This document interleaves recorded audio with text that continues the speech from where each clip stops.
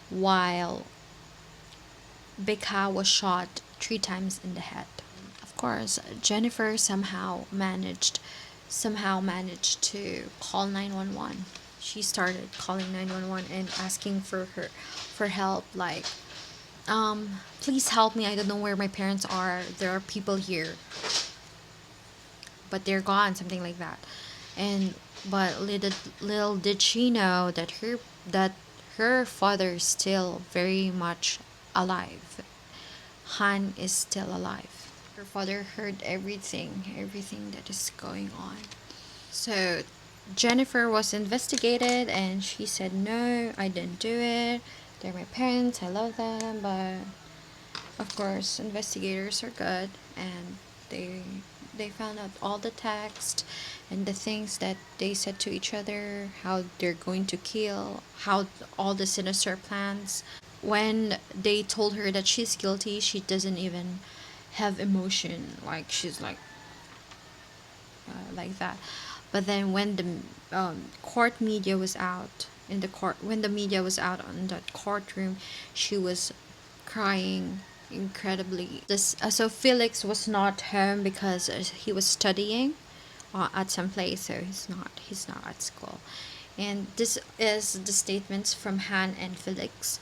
So first off, let's go to Felix. So Felix had suffered from depression from this because he was gone.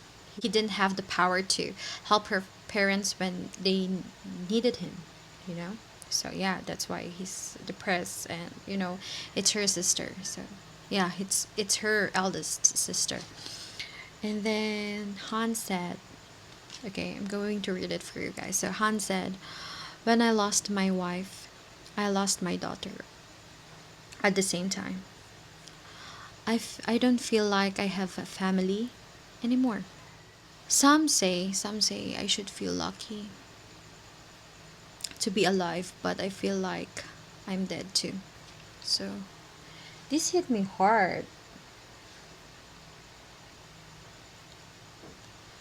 Like, for him, it's better for me to be dead rather than feeling this way, because he also suffered from anxiety and um concurrent nightmares, like every time he sleeps. So he also had insomnia because of this one.